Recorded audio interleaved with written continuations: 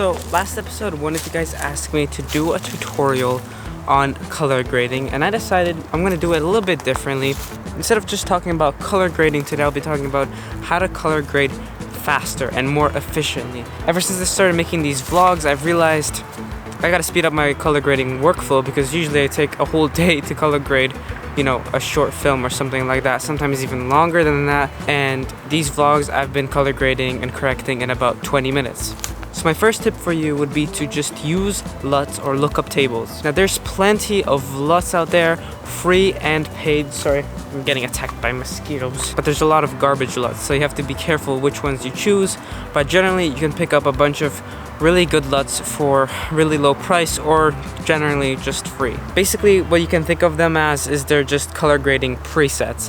When you put them on a clip, it gives them a certain look. Sometimes I will apply a LUT to a certain shot and it looks great already, but 99% of the time it still requires just a little bit of work. And the second tip, or the next step, is to use the eyedropper for your white balance. I think the eyedropper tool basically gets your image to about 90% of the white balance which it's supposed to be at, so I think that's good enough if you're really going for speed when it comes to color grading. So now that you've got your image to a pretty good baseline, you've added your LUT, you've done some really basic corrections, now you can quickly make some more adjustments before the shot is complete. So for this step, you can either use the scopes or use the color wheels.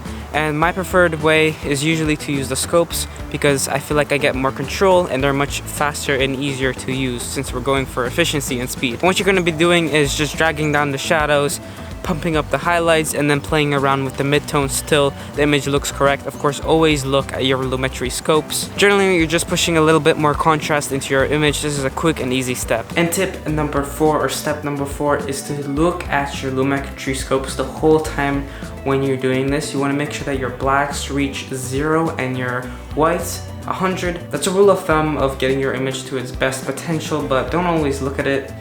Don't follow it religiously, but always keep it as a guide. When you get your blacks to 0 and your whites to 100, you've basically reached perfect contrast and you're ready to basically finish up the grade. And now that you've color graded that one shot, what you're gonna do is go to effects and controls and basically Control C to copy the lumetri effect. And then you're gonna go to the rest of that sequence and just select all the clips that look the same and basically Control V to paste the effect on all of them instead of doing the same steps for all of those clips. And then basically every time you reach a new sequence where the image is different, you can start doing all these steps all over again. Once again, copy, paste, and carry on like that. And I found that this is the fastest, most efficient, and best way to color correct and color grade your footage. It's worked for me ever since I've started making these vlogs, and I think it should work for you whenever you're in a time crunch. But this is it for today's vlog / tutorial. I hope these tips help you out whenever you're in a time crunch and you still have to color grade your whole project. And if you guys enjoyed, please leave a like for the algorithm that helps push out my videos to a new audience. And I'll see you guys tomorrow.